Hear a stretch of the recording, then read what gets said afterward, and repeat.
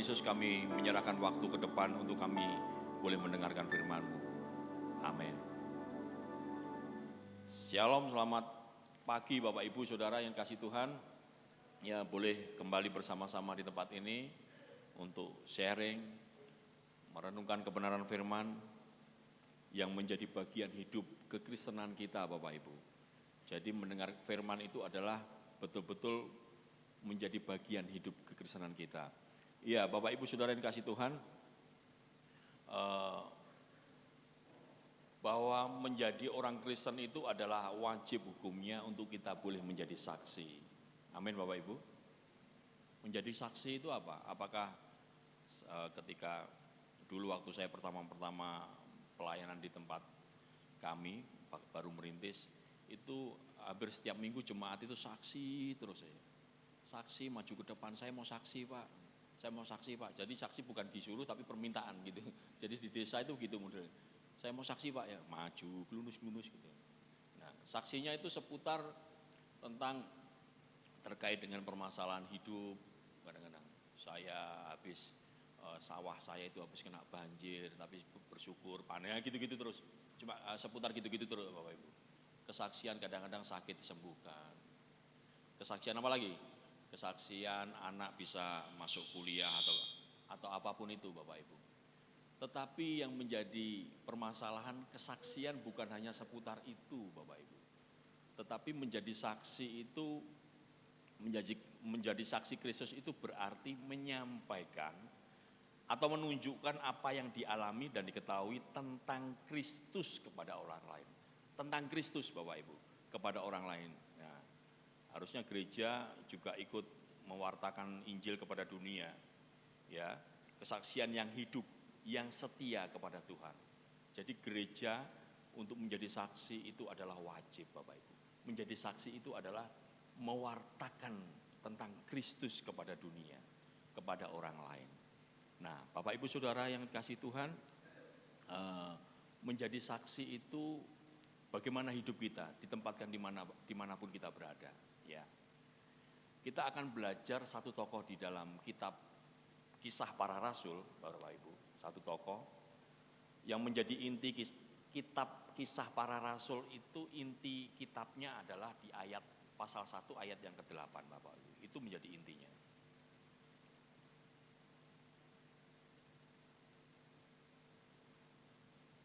Pasal 1 ayat 8, ya ini.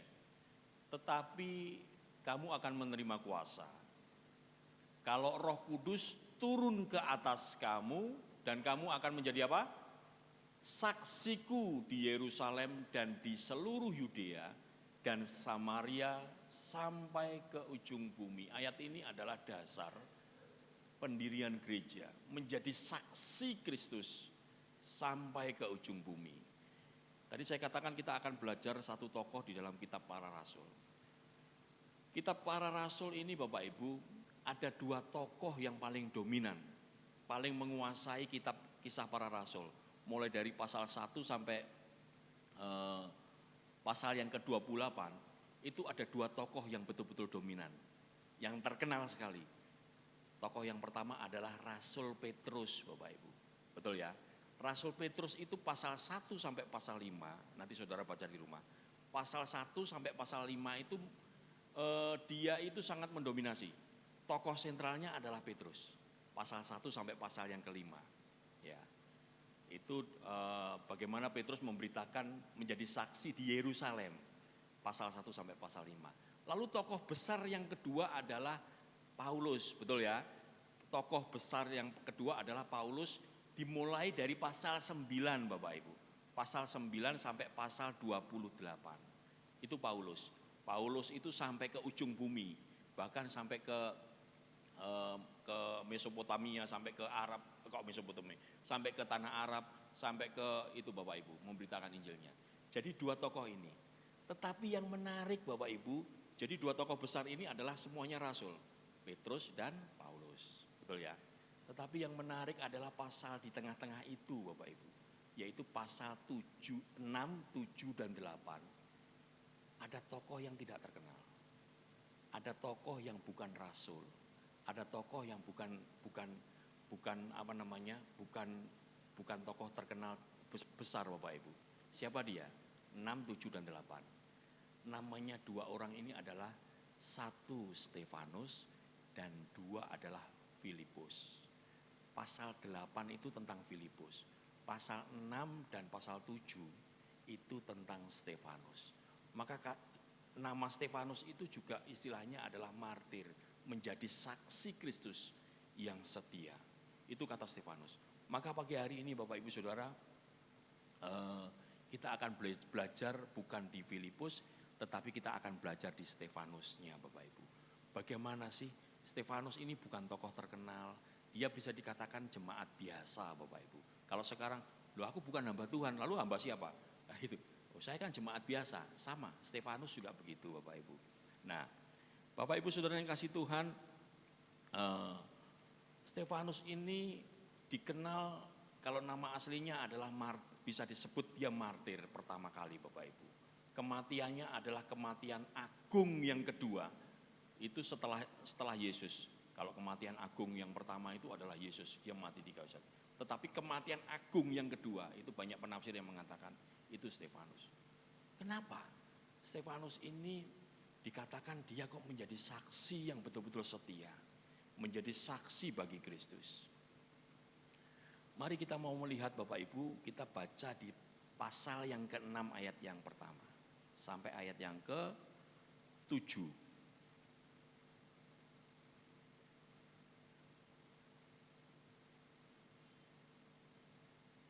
Sudah ketemu Bapak Ibu?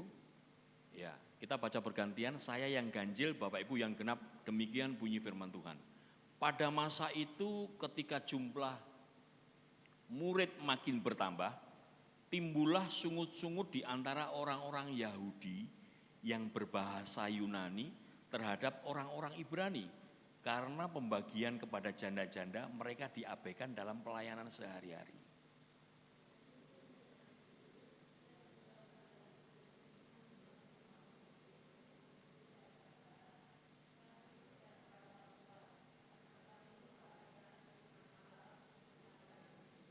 Karena itu saudara-saudara, pilihlah 7 orang dari antaramu yang terkenal baik dan yang penuh roh dan hikmat, supaya kami mengangkat mereka untuk tugas itu.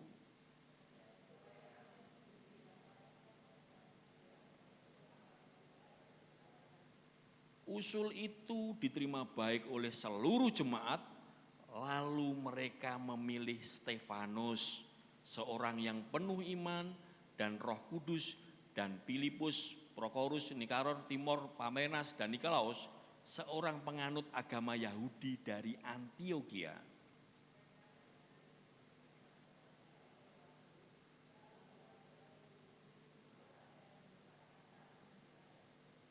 Firman Allah makin tersebar dan jumlah murid di Yerusalem makin bertambah banyak. Juga sejumlah besar imam menyerahkan diri dan percaya.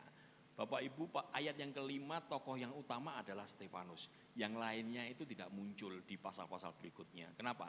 Stefanus mulai dari pasal 6 sampai 7 Bapak Ibu, dia betul-betul menguasai. Jadi tokoh-tokoh yang tadi disebutkan di ayat 5 itu tidak tidak muncul. Artinya apa? Yang paling bersinar di antara 7 orang itu adalah Stefanus. Terpilih betul-betul menjadi saksi. Saya katakan menjadi saksi, nanti kita akan di ujungnya kita akan tahu. Bapak Ibu, pasal ini memulai dengan kalimat pada masa itu ketika jumlah murid makin bertambah, timbullah sungut-sungut di antara orang-orang Yahudi yang berbahasa Yunani terhadap orang-orang Ibrani. Kenapa Bapak Ibu? Ya, pada waktu itu gereja kan bertumbuh dengan baik. Ya, kalau saudara baca pasal 1 sampai pasal 5, waduh 3.000 orang diselamatkan melalui pelayanan Petrus. Luar biasa pertumbuhan gereja. Ya, tetapi tantangan gereja pada waktu itu bukan main. Tantangan gereja pada waktu itu adalah gereja mula-mula itu bukan istilahnya dari luar Bapak Ibu, timbullah penganiayaan. Tetapi itu justru mematangkan gereja Bapak Ibu. Kalau dari luar ya, penganiayaan, larangan untuk ibadah, kira-kira begitu. itu justru mematangkan jemaat Bapak Ibu. Tetapi permasalahannya, tantangan itu bukan muncul dari luar, ya, justru dari dalam Bapak Ibu. Jemaat ini sedang maju-majunya, imannya sedang luar biasa, cinta mula-mula, justru permasalahan itu muncul dari dalam. Dari mana? Rasul-rasul sibuk menyampaikan firman, menyampaikan Injil, lupa tentang pelayanan apa? Sosial Bapak Ibu. Dikatakan di sini adalah pelayanan meja. Pelayanan meja itu istilah aslinya adalah diakonia. Diakonia itu adalah pelayanan sosial yang memikirkan tentang janda-janda.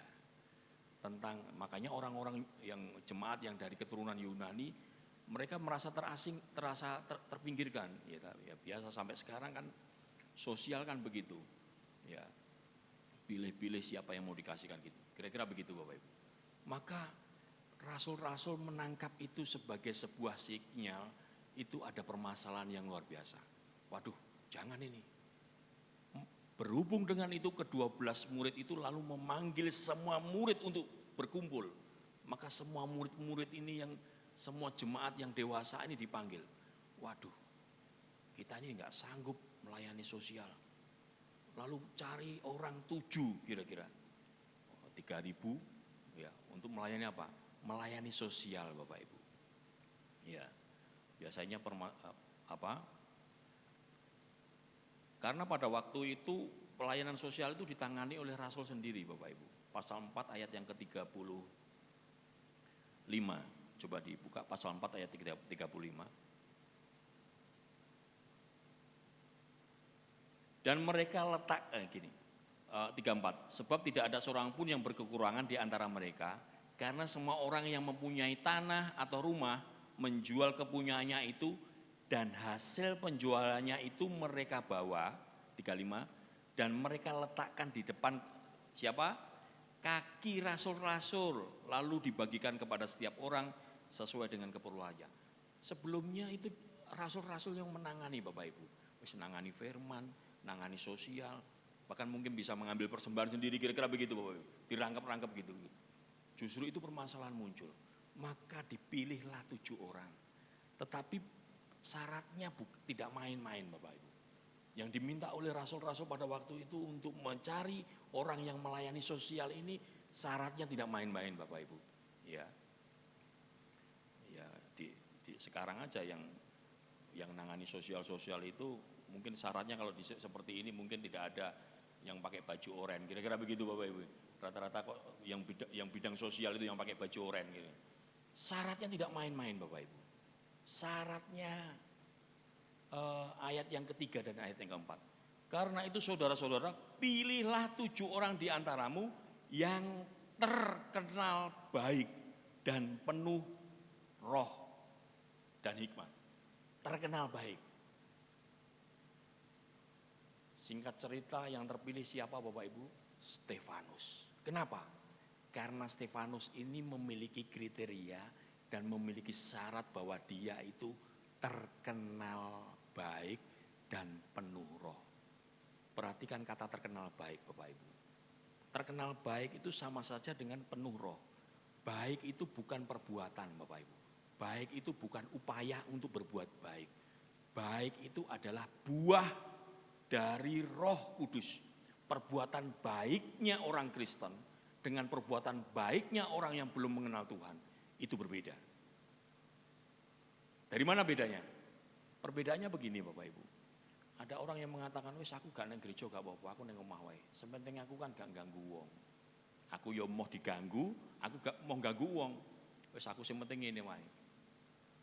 Baik lah itu Bapak Ibu. Kelihatan baik kan gitu ya. Itu kebaikannya untuk dirinya Bapak Ibu.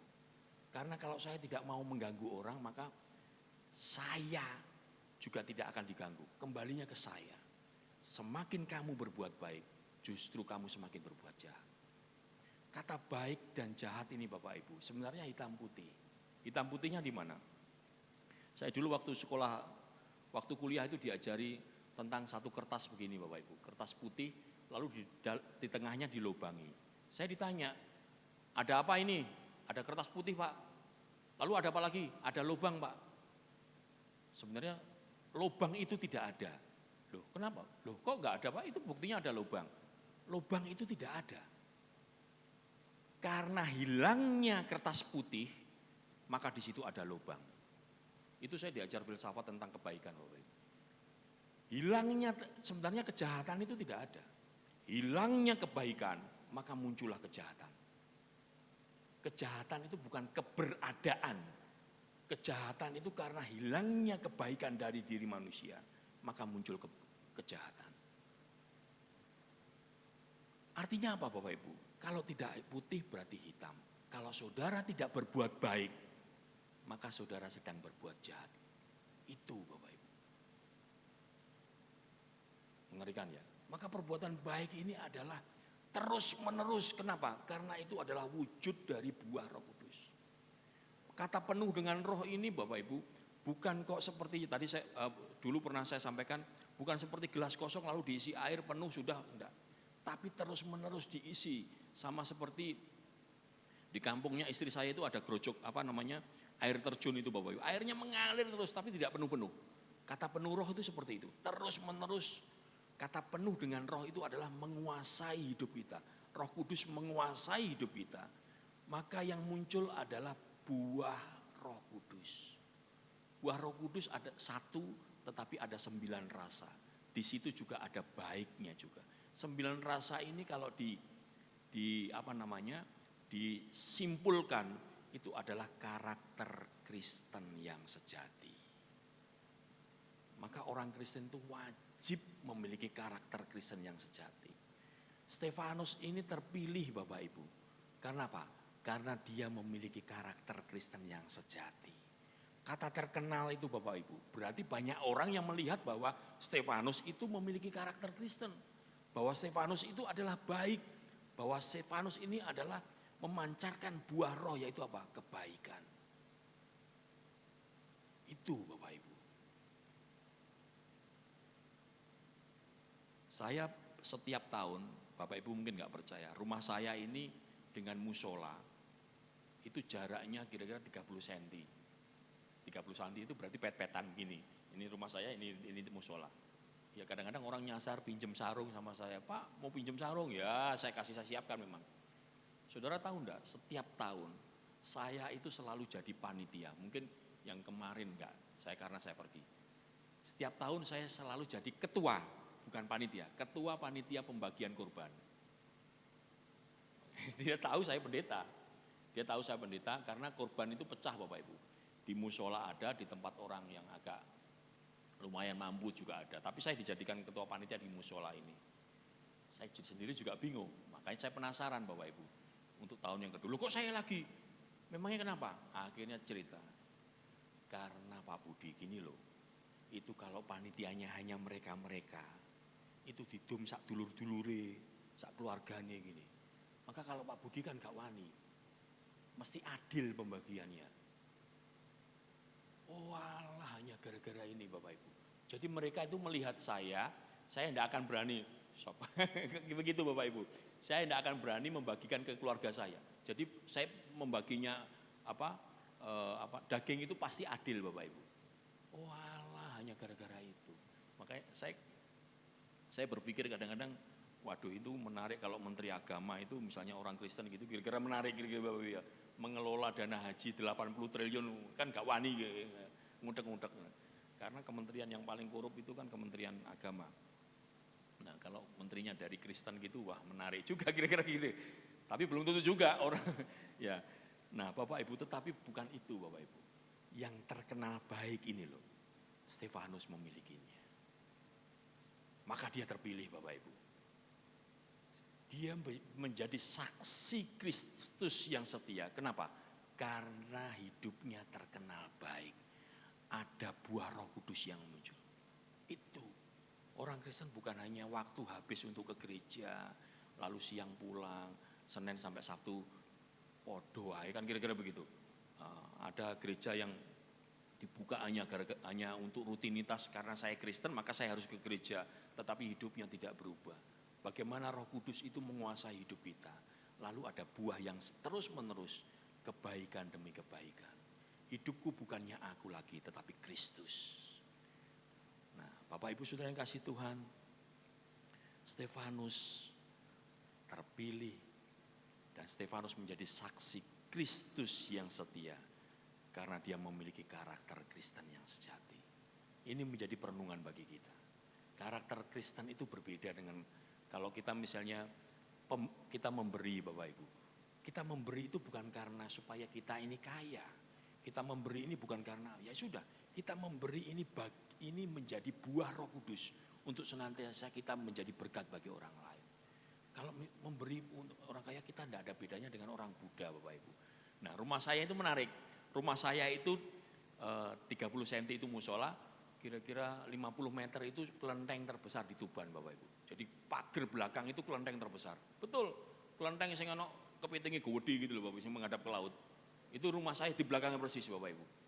Jadi dulu dari kecil itu saya selalu melihat lelang kalung, ya. Ya, Bapak Ibu mungkin di antara yang ketawa-ketawanya ada yang pernah mengalami lelang kalung, Bapak Ibu. Lelang kalung itu loh, kalung cerit itu loh, 25 juta, berani 30 juta. Itu loh, saya tanya kenapa? Lah karena ternyata kalung itu dipersembahkan di kalung di patung kecil itu, Bapak Ibu. Namanya patung itu Kongco. Kongco itu adalah patung yang sesembahannya kelenteng Kwan Simpio, Bapak Ibu. Nah, kalung di kalung nong ini wani 20 juta. Dulu emas kan masih murah, Bapak Ibu. Ada yang 50 juta untuk pelaris tokonya, Bapak Ibu. Jadi orang itu jor-joran untuk beli itu. Nah, kita kalau istilahnya memberi ya kalah dengan orang-orang begini, Bapak Ibu. Betul ya? Tapi spiritnya kan berbeda, Bapak Ibu. Kita memberi itu karena Tuhan sudah memberi yang terbaik bagi kita. Maka memberi ini bukan perbuatan kita, tetapi memberi ini adalah buah dari Roh Kudus. Maka Roh Kudus biarkan menguasai hidup kita dan kita senantiasa diubahkan terus-menerus. Sama seperti Stefanus. Kita bisa dikatakan orang itu loh terkenal baiknya. Terkenal baiknya. Jangan terkenal yang negatif, Bapak Ibu, ya. Lalu yang kedua, Stefanus ini menjadi saksi Kristus yang setia. Memiliki karakter Kristen. Yang kedua, Bapak Ibu, dia dikatakan begini ayat yang ketiga dan 4, karena itu saudara-saudara pilihlah 7 orang di antaramu yang terkenal baik dan yang penuh roh, ya, dan penuh dengan hikmat. Penuh hikmat, Bapak Ibu. Penuh hikmat itu seperti apa? Penuh hikmat itu duwe jajan loro, anake loro masih tok iding. Apakah seperti itu? Oh, itu berhikmat berarti. Tidak begitu, Bapak. Hikmat yang dimaksud ini adalah hikmat di dalam pengertian akan firman Allah. Ya. Bapak Ibu nanti bisa dibaca di rumah. Buka pasal yang ke-7. Pasal yang ke-7, Bapak Ibu. Mulai dari ayat yang kedua. Ayat yang kedua ya. Ayat 1 dulu. Kata imam besar, benarkah demikian? Ketika ayat yang ke-14 pasal 6 dikatakan begini. Sebab kami telah mendengar dia mengatakan bahwa Yesus orang Nazaret itu akan merubuhkan tempat ini dan mengubah adat istiadat. Difitnah, Bapak Ibu. Yang diwariskan oleh Musa kepada kita. Semua orang yang duduk dalam sidang mahkamah agama itu menatap Stefanus, lalu mereka melihat muka Stefanus sama seperti muka seorang malaikat. Lalu imam besar mengatakan, benarkah demikian? Mulai ayat yang kedua, perhatikan Bapak Ibu. Jawab Stefanus, hai saudara-saudara dan bapak-bapak, dengarkanlah. Dari situ Bapak Ibu. Lalu dia menyampaikan khotbah yang panjang sampai ayat yang ke-53. Itu khotbah terpanjang, Bapak Ibu. Ini khotbah terpanjang yang disampaikan oleh Stefanus. Tadi saya katakan Stefanus ini bukan rasul. Stefanus itu bisa dikatakan jemaat biasa, Bapak Ibu. Tetapi dia memiliki hikmat pengertian firman Tuhan yang sangat mendalam. Ya. Pasal 7 ayat 1 sampai 53 itu Stefanus menjawab segala tuduhan, atau bahasa sekarang itu apologet, Bapak Ibu. Ya, menjawab segala tuduhan dari orang-orang Yahudi. Oh, Stefanus itu tuduhannya apa, Bapak Ibu?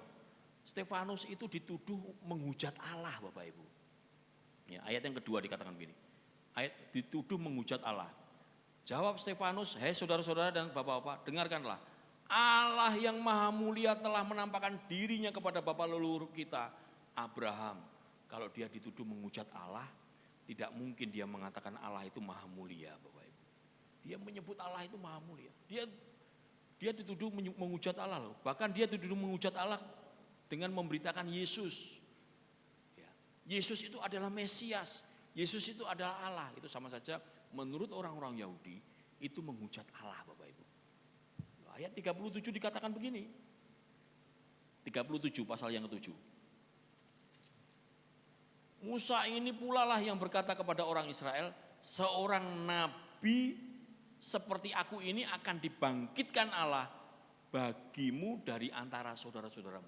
Musa sendiri menubuatkan tentang Yesus, Bapak Ibu. Jadi Stefanus ini dituduh menghujat Allah karena memberitakan Yesus. Bahkan dia juga dituduh menghujat Musa juga. Maka dijawab ayat 20, ayat 30 sampai 38 Bapak Ibu. Ya, tentang Musa itu dipakai oleh Tuhan melepaskan bangsa Israel. Musa bernubuat. Artinya apa Bapak Ibu? Stefanus ini menjawab segala tuduhan. Dia menyampaikan dengan kebenaran yang benar. Orang Kristen kalau tidak diberi hikmat seperti ini Bapak Ibu, tidak mungkin menyampaikan apologet yang begitu baik Bapak Ibu. Ya, pemahaman yang benar akan firman Tuhan itu penting menjadi syarat untuk kita boleh menjadi saksi Kristus. Kalau kita tidak bisa itu seperti itu Bapak Ibu, bagaimana kita bisa menjelaskan? Loh Pak, saya ini kan hanya jemaat biasa, Stefanus jemaat biasa. Maka mulai sekarang belajarlah firman Tuhan dengan baik. Ya. Bapak Ibu Saudara yang kasih Tuhan, bahkan Stefanus dituduh untuk menghina hukum Taurat Bapak Ibu. Ya, hukum Taurat di ayat 8 dikatakan, lalu Allah memberikan kepadanya perjanjian sunat. Dia juga percaya kok sunat itu bagian dari hukum Taurat. Ya enggak Bapak Ibu. Semuanya dia sampaikan dengan baik. Maka menjadi orang Kristen itu bukan hanya sekedar memikirkan tentang berkat, tetapi pengertian akan firman Tuhan. Ya. Bahkan Stefanus itu bukan hanya menjawab tuduhan Bapak Ibu. Di bagian-bagian terakhir Bapak Ibu, dia sekaligus menyerang orang-orang Yahudi. Ya. Sekaligus menyerang orang Yahudi Bapak Ibu. Dengan kata-kata apa? Kamu itu keras kepala, tidak bersunat hati, ayat 51. Ya, menentang Roh Kudus. Ya, bahkan menganiaya, ayat 52 dan 53, dan membunuh nabi-nabi. Semuanya bisa disampaikan dengan baik, dengan tegas, dengan kebenaran. Kenapa? Karena semua ini bisa dilakukan karena Stefanus penuh dengan hikmat dan memiliki pemahaman yang benar akan firman Allah. Bukan hanya sekedar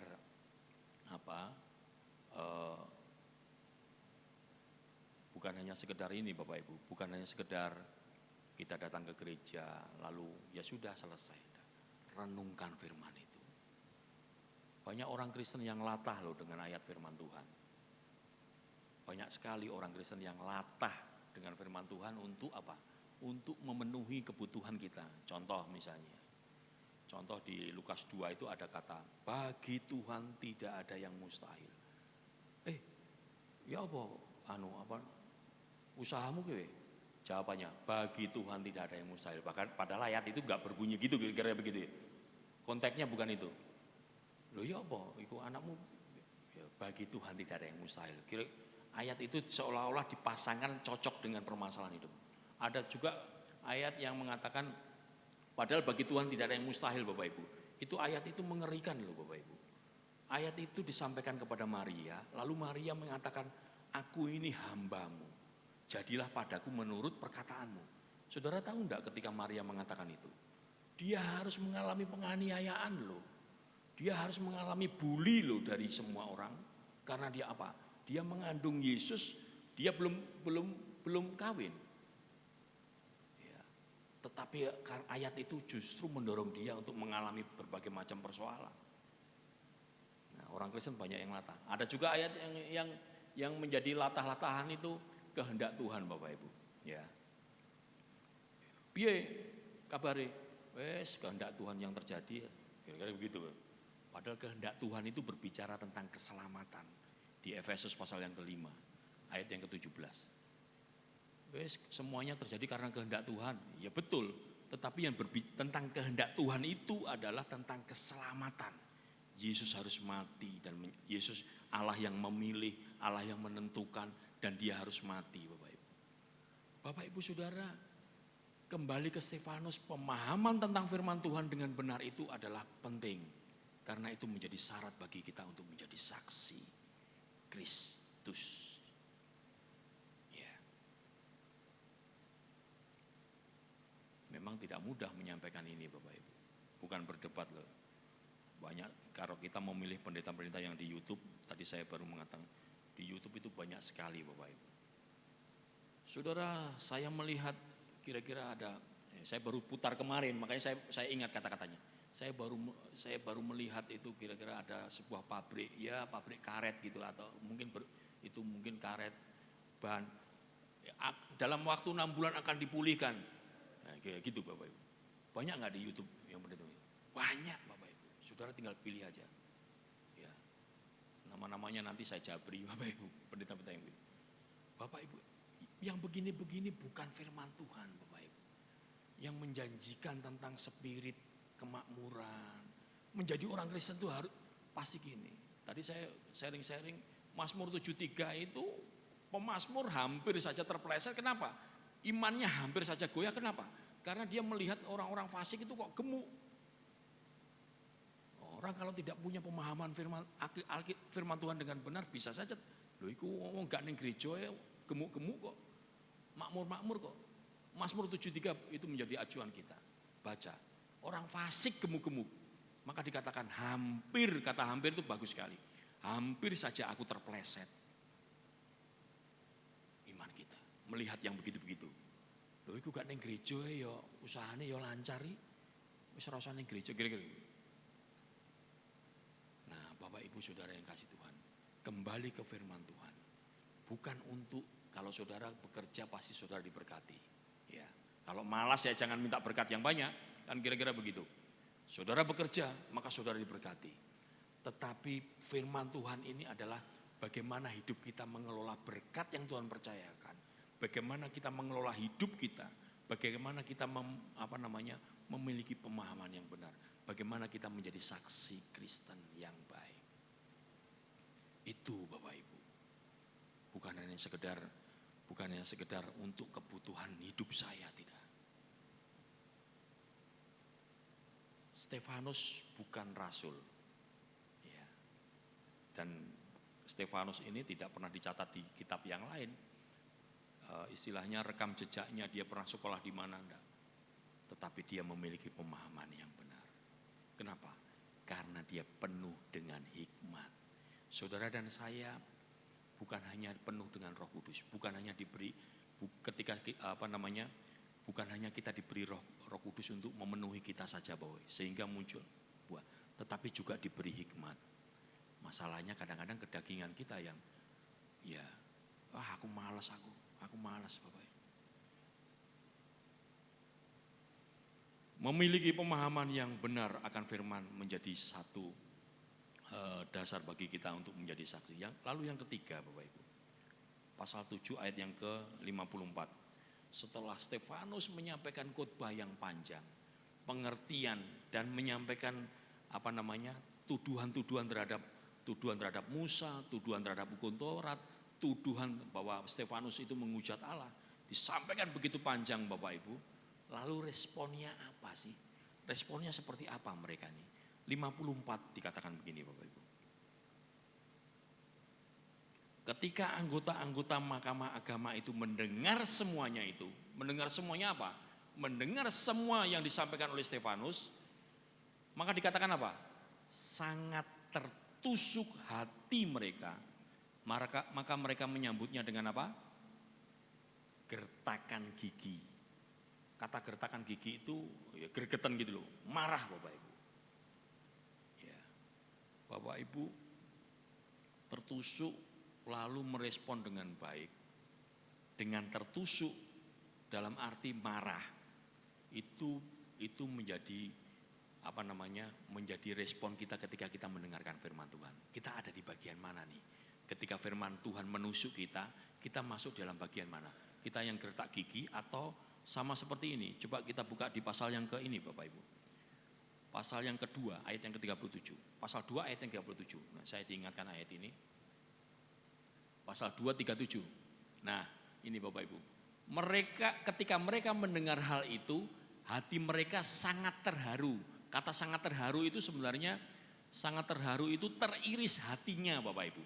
Bisa dikatakan tertusuk, teriris hatinya kata terharu. Lalu mereka bertanya kepada Petrus dan rasul-rasul yang lain, apakah yang harus kami perbuat saudara-saudara? Merespon dengan baik Bapak Ibu ketika mereka mendengarkan firman. Ini berbalik dengan orang-orang Yahudi, dengan mahkamah agama. Tertusuk tetapi menjadi marah. Kalau ini tertusuk, apa yang kami bisa lakukan? Saudara di bagian mana Bapak Ibu? Ya, tadi saya sharing-sharing. Orang itu kalau mendengar firman Tuhan, tertusuk, itu bisa menjadi marah. Oh, wong iki nyinggung aku, iki pendeta sitok iki. Kira-kira begitu.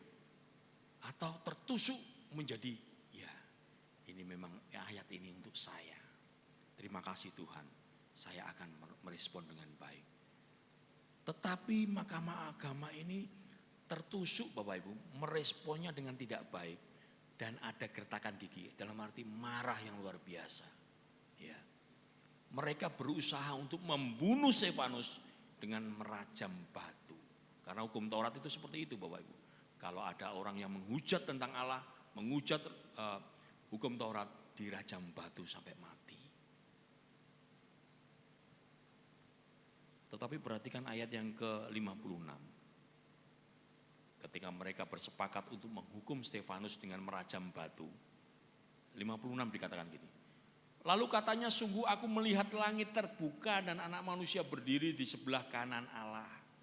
Peristiwa ini di Alkitab hanya dua. Peristiwanya Daniel dan peristiwanya Stefanus. Anak Allah di sebelah kanan Allah berdiri Bapak Ibu. Biasanya kan duduk Bapak Ibu ya. Ini berdiri. Setiap melihat peristiwa ini, peristiwanya Daniel dan Stefanus berdiri.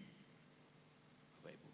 Di kanan Allah ini jangan diartikan secara literal Bapak Ibu ya. Sebelah kanan itu jangan diartikan secara literal kayak orang-orang itu. Berarti di kanan itu berarti Allahnya berapa? Nah gitu. Orang-orang apologet dari agama seberang kan gitu. Menerjemahkan sebelah kanan itu secara literal Bapak Ibu. Bukan. Sebelah kanan itu dalam pengertian kedudukan yang paling terhormat. Itu sebelah kanan. Maka Stefanus ketika mau dirajam batu, dia melihat langit terbuka dan melihat anak Allah berdiri di sebelah kanan Allah Bapa. Banyak penafsir mengatakan, loh yang banyak itu kan Yesus duduk di sebelah kanan, anak Allah duduk di sebelah kanan. Tapi kok ini berdiri, artinya apa? Kalau berdiri itu artinya banyak penafsir juga ya, saya tidak, tetapi penafsir ini mengatakan kalau berdiri memberikan hormat kepada sang martir. Dalam arti kayak misalnya kayak angkat topi begitu Bapak Ibu. Ada penafsir juga yang mengatakan begitu. Ya itu terserah penafsir mengatakan itu, tetapi Stefanus diberi penglihatan bahwa dia melihat anak Allah Yesus. Yang dia ingin mengatakan begini, bahwa Yesus yang kau aniaya itu loh ada di surga. Dia mengatakan kepada orang Yahudi seperti itu Bapak Ibu. Ayat yang ke-56. Lalu katanya, sungguh aku melihat langit terbuka dan anak manusia berdiri sebelah kanan Allah. Dia mengatakan kepada orang-orang, diberi penglihatan. Lalu dikatakan sama orang, itu loh Yesus yang kau aniaya, itu ada di surga. Maka kesimpulannya apa Bapak Ibu? Tidak ada ketakutan dalam diri Stefanus. Dia tetap menyampaikan kebenaran dengan baik. Artinya apa? Stefanus memiliki hati untuk memberikan yang terbaik sekalipun nyawanya. Itu menjadi syarat menjadi saksi Kristus yang setia. 2 Timotius 4 ayat yang kedua, minta tolong dibuka. 2 Timotius 4 ayat yang kedua.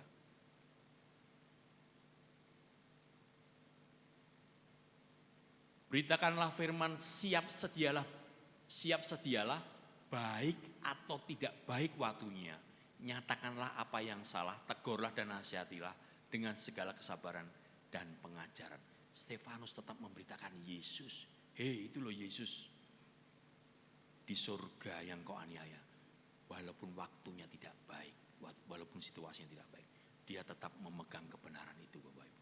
Dia tetap menjadi saksi sampai dia tahu dia akan dirajam batu, Bapak Ibu. Tetapi tidak ada nyanyian kekalahan, tidak ada nyanyian ketakutan. Yang ada adalah kemenangan. Kenapa? Karena Yesus yang dia lihat itu yang akan menyelamatkan dia. Bapak Ibu Saudara yang kasih Tuhan, hidup ini adalah kesempatan. Kata pujian Bapak Ibu. Kita tidak tahu. Tetapi yang kita tahu adalah bahwa hidup di dunia ini dibatasi waktu. Kira-kira hidupnya Stefanus ini ketika dia melihat, dia tahu akan dihukum mati. Sama saya membayangkan waktu Tibo CS kesaksiannya Bapak Ibu. Tibo CS itu besok mau dihukum mati, dia minta izin untuk ketemu dengan, dia minta izin untuk minta waktu sebentar. Lalu dia menyampaikan kepada Tuhan, dia tahu akan dihukum mati. Anggap saja Bapak Ibu, waktu kita terbatas, betul-betul terbatas sama seperti Stefanus. Tapi milikilah hati untuk memberikan yang terbaik. Ya, pemberian terbaik itu bukannya sekedar memberikan persembahan apa, tetapi hidup kita ini adalah persembahan yang terbaik. Persembahkanlah tubuhmu sebagai persembahan yang hidup. Itulah ibadahmu yang sejati. Maka Stefanus ketika dirajam batu tidak ada ketakutan. Bahkan dia mendoakan Bapak Ibu. Ayat yang ke 57. Maka berteriaklah mereka dan sambil menutup telinga serentak menyerbu dia. Mereka menyeret dia keluar kota lalu melemparinya dan saksi-saksi meletakkan jubah mereka di depan kaki seorang muda yang bernama Saulus. Sedang mereka melemparinya, perhatikan 59. Sedang mereka melemparinya. Jadi dalam posisi dilempar dirajam batu Bapak Ibu. Stefanus berdoa katanya, ya Tuhan Yesus, terimalah rohku. Lalu dia mati. Makanya saya sebut Stefanus ini adalah kematian teragung nomor 2 setelah Yesus. Tidak ada ketakutan. Sama seperti Yesus ketika dia disalib Bapak Ibu. Tidak ada ketakutan sama sekali. Tidak ada peperangan dalam dirinya. Kenapa? Karena semua sudah diselesaikan di Getsemani. Stefanus juga sama. Semua sudah diselesaikan oleh Kristus yang mewakili dia. Keadilan Allah dinyatakan melalui Kristus. Sehingga Stefanus hidupnya sudah ada yang menjamin. Dia tahu di dunia ada batasan waktu Bapak Ibu. Tetapi dia tetap memberikan yang terbaik sampai akhir hidupnya. Ini panggilan bagi saudara dan saya. Milikilah hati untuk memberikan yang terbaik sekalipun nyawa kita. Itu Bapak Ibu. Dan kita akan menjadi saksi Kristus yang setia.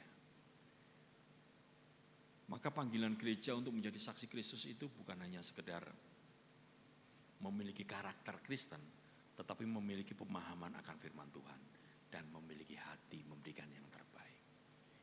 Ya. Saya melayani bagian ini. Bapak Ibu, pelayanan musik, song leader yang menyampaikan firman itu bukan pelayanan. Tetapi itu adalah jenis-jenis pelayanan. Pelayanan yang sejati itu adalah mempersembahkan hidup ini melalui karunia yang ada. Ya. Jadi hidup kita persembahkan melalui musik, melalui ini, melalui apapun itu. Termasuk memberitakan firman, baik atau tidak baik waktunya. Ya. Saya genap hampir 22 tahun Bapak Ibu. Memberitakan melayani di desa itu Bapak Ibu. Terus kadang anak-anak muda kalau sudah lulus SMA, aku tak kerja di luar kota ya. Waduh, saya ini dalam arti ya seneng, ya sedih Bapak Ibu. Senengnya itu berarti anak ini sudah waktunya untuk dewasa. Tapi sedihnya jemaat kurang meneh, karek sing tuwek-tuwek. Kan kira-kira begitu Bapak Ibu. Jemaat itu sentek, meneh sing nom-nom berangkat. Ndilalah Saya lupa mendoakan Bapak Ibu. Lupa mendoakan anak ini untuk berangkat ke Jakarta, ke luar kota. Dan dilalahnya Bapak Ibu, saya lupa mendoakan. Berangkatnya kapan? Begitu saya telepon. Ya hari Senin, jadi minggu ibadah, hari Senin berangkat. Lah kok anak ini belum vaksin Bapak Ibu. Jadi tiket keretanya itu batal. Sampai sekarang enggak berangkat. Saya ini senang atau sedih ya kira-kira gitu. Jadi dalam arti puji Tuhan, tetapi ya saya sedih juga. Ya berarti Tuhan tetapkan kamu memang harus bekerja di desa ini. Bapaknya petani Bapak Ibu. Dia anak yang baik. Dulu waktu enggak. Jadi kira-kira seperti itu Bapak Ibu. Saya membimbing anak ini mulai dari betul-betul bayi sampai ya karena pergaulan di desa itu. Jadi sekarang ini yang terpengaruh dengan obat-obatan misalnya pil koplo itu bukan di kota Bapak Ibu, di desa sekarang ini. Sudah masuk desa. Betul. Aduh, anak-anak desa menek wis gawe kaos ireng-ireng itu saya sedih kira-kira begitu. Sedih Bapak Ibu. Kadang-kadang sampai sepatu nih rupanya memang sepatunya itu hitam gitu jadi coklat gitu. Justru dikotor-kotorin gitu loh. Tahu lah maksud saya Bapak Ibu ya. Nah, di situ pengaruhnya luar biasa. Tetapi anak ini saya bimbing ya jemaat mulai lahir sampai bahkan sekolah pun yang nyarikan saya. Dia tidak bisa masuk SMK negeri. Om, aku nggak sekolah. Loh kenapa? Dan enggak masuk SMK negeri. Loh kenapa? Ternyata di situ nggak bisa Bapak Ibu. Kalau enggak masuk SMK negeri maka harus masuk SMK swasta. Betul ya? Saudara tahu di desa itu SMK swastanya apa? Al-Uswah. Swastanya ya swasta Islam Bapak Ibu. Waduh saya bingung. Saya langsung meluncur ke Dinas Pendidikan Bapak Ibu. Saya langsung datang. Ini menjadi isu loh Pak, saya bilang gitu. Jadi saya paksa untuk masuk di situ. Walaupun dia bukan tes sih, danamnya kurang. Ini menjadi isu loh. Kan enggak mungkin Kristen masuk di sekolah Islam. Mungkin kepala dinasnya bingung juga. Iya juga ya. Wah kalau gitu masukkan di Widang aja. Akhirnya di Widang itu SMK Widang, SMK negeri ya. Dia padahal danamnya kurang. Akhirnya masuk sampai lulus Bapak Ibu. Nah itulah suka duka Bapak Ibu. Saya bersyukur ada buah yang dirasakan. Walaupun banyak tantangan di desa. Itu kesaksian saya Bapak Ibu. Jadi kesaksian Bapak Ibu seperti apa. Tetapi kesaksian yang dimaksud adalah bagaimana kita menunjukkan dan memberitahukan kepada semua orang tentang Kristus yang sudah baik bagi kita. Kiranya Tuhan memberkati kita. Mari kita tundukkan kepala Bapak Ibu, kita akan berdoa. Bapa di surga, kami mengucap syukur Tuhan untuk kebenaran firman.